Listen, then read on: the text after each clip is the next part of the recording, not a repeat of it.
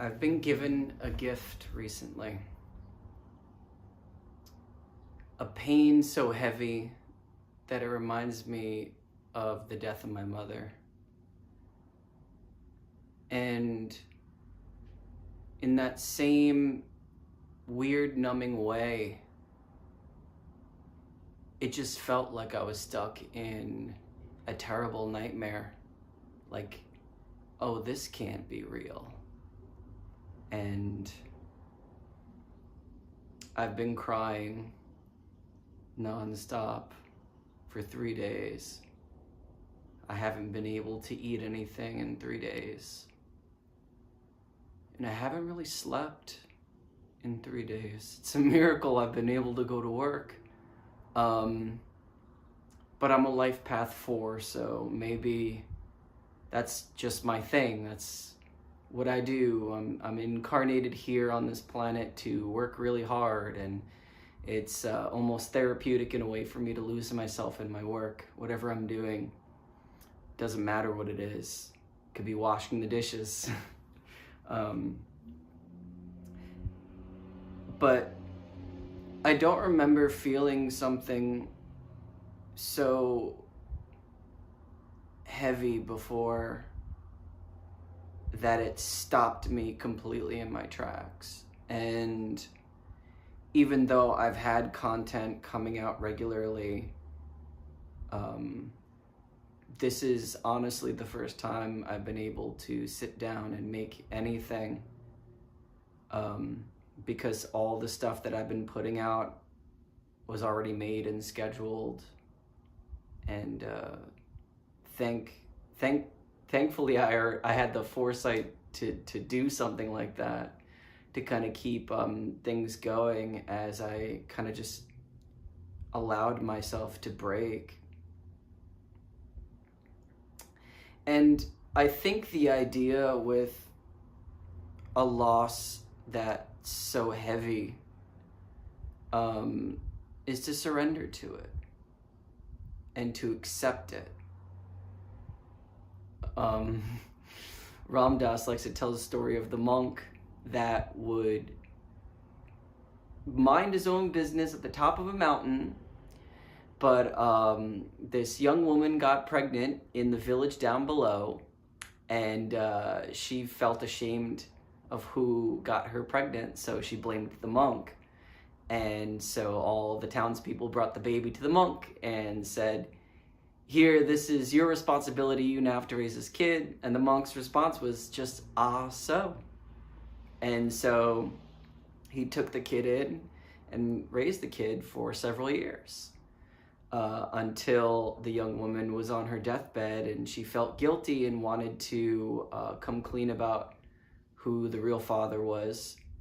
And so once the jig was up, so to speak, the people went to the top of the mountain and said, "So we had a mix-up, it is not your kid. We will take responsibility for raising the child from you if you like." And the monk just said, so, and let her go. And this story is obviously all about acceptance and just not clinging so heavily. Because the things, and this applies so directly to me, but the things that we like to cling to, we cling to them as if they're not going to change, as if they're not built into a system that's based on change. This whole reality is all based on change.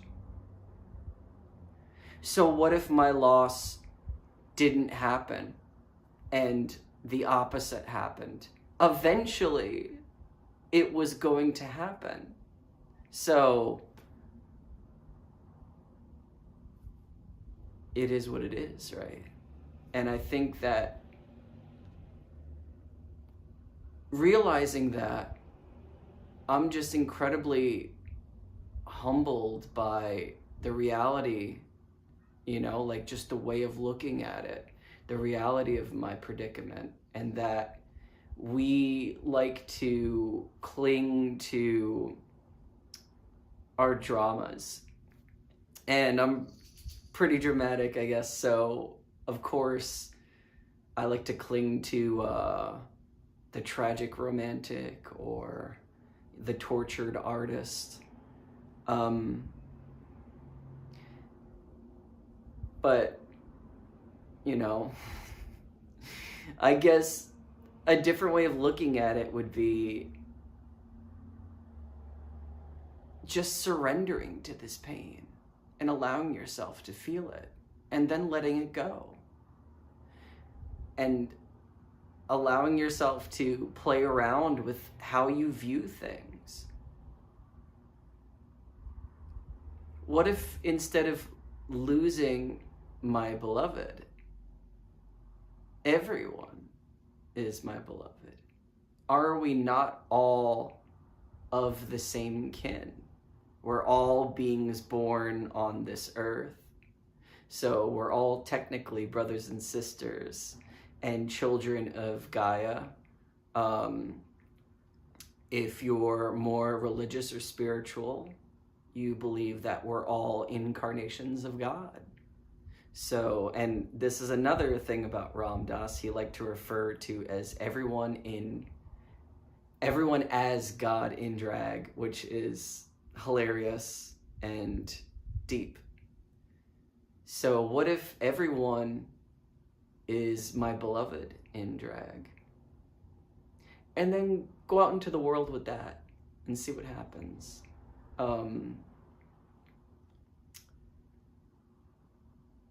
But with that truly liberating perspective, I'm still very much in mourning. And I think it's very important for us to embrace and surrender to the pain that we feel.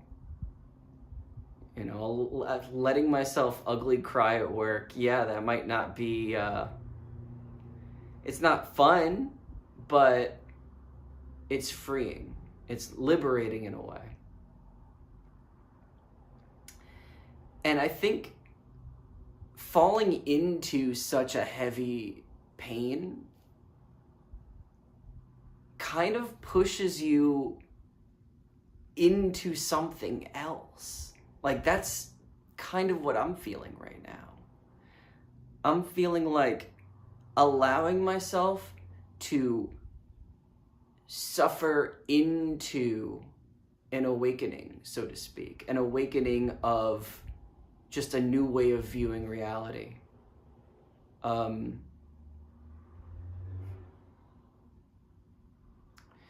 That everyone's responsible for themselves and their own happiness, and love is meant to be shared, not possessed.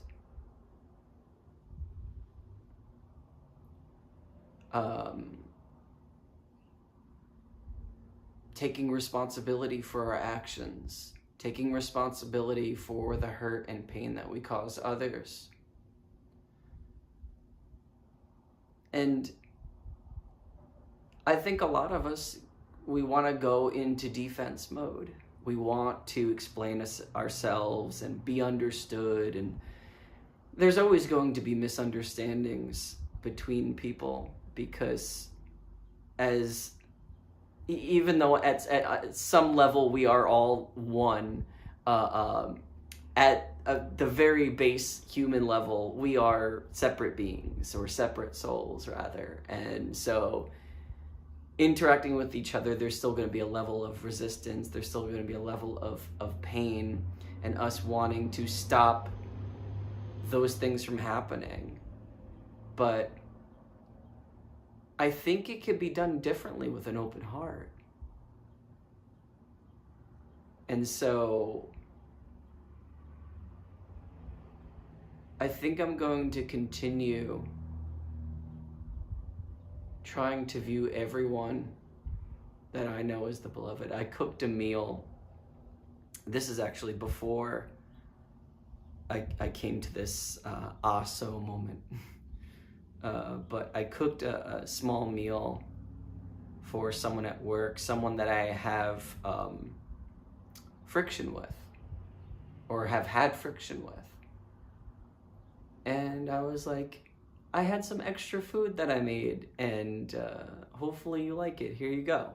And she was overjoyed and very gracious. And, obviously,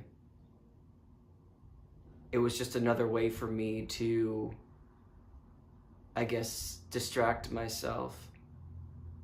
Another thing about this pain, too, is that it was just so heavy that it shocked me into sobriety.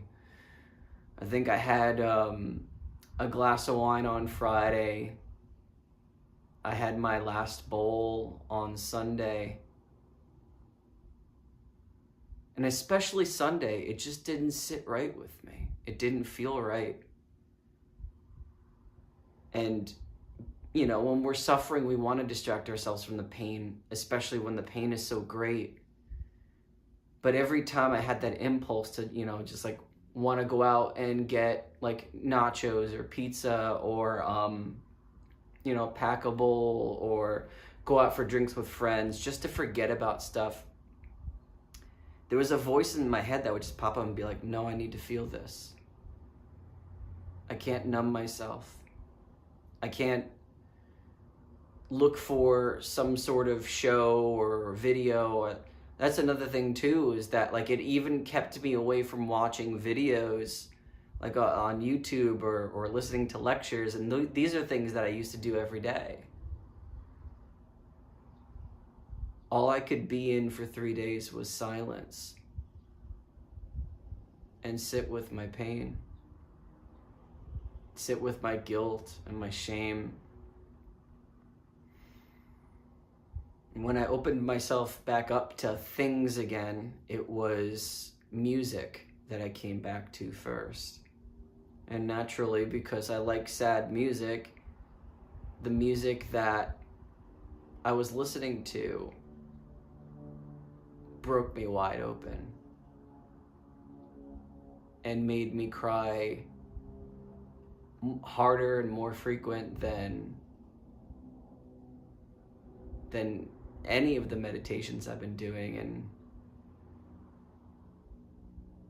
just because it's been rough, I've been doubling my meditations to really, really sit and dive deep and really just like work with a lot of fire breath, the breath work that really calls to me because it's just so activating and challenging. And I don't know, there's something about a challenge that I really like. But I think I wanted to share my experience where I'm coming from, because we're all suffering from something and we're all resisting it, if not most of us are, by distracting ourselves. And the funny thing is, even though I've been doing shadow work for a whole year, a little over a year now, I still had those occasional distractions, like listening to lectures or watching videos daily, and just, like smoking at night, or, so even though I was sitting with my pain, and I've even come on here to talk about it multiple times, this is really a game changer. And I don't feel like distracting myself from my pain anymore. Especially a pain so significant. Much like our triggers, our pain is calling our attention. It wants us to pay attention to something deeper. It could be just as simple as, your actions or your feelings, but it could be even deeper than that. It could be like, let's look at things in a new way. Let's accept what is and look at things from a different perspective. A lot of us don't look at things from the other person's perspective if you have a friction or a falling out with someone. But even higher than that, like, what about like just a cosmic perspective? Like, our lives are so short, right? And these dramas that we call our lives, that we're so married to, like, why be so attached to that? I don't think there's such thing as life without suffering, but suffering's not all there is. And no matter how heavy a pain is, it always passes and hopefully makes you stronger. In fact, it's Friedrich Nietzsche that said, "What doesn't kill me makes me stronger." So I think there is absolute wisdom in our pain, in our suffering. And meditating has been such a saving grace for me. Writing poetry.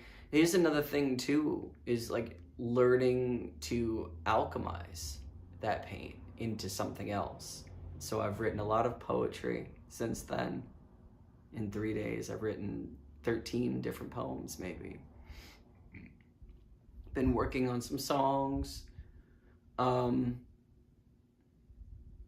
yeah, I just think that meditating is also super helpful, because it's a moment to just let you be with yourself. You don't really need to like meditate for a specific purpose. In fact, I believe meditation is not a self-improvement practice. I think meditation is a practice for cultivating a level of mindfulness that allows us to bear witness to our pain, to face our fears, and sit with our suffering. So, my friends, if you're suffering, I hope you're able to suffer with a little bit of grace and be with yourself and give yourself the forgiveness that you deserve. And have a good day.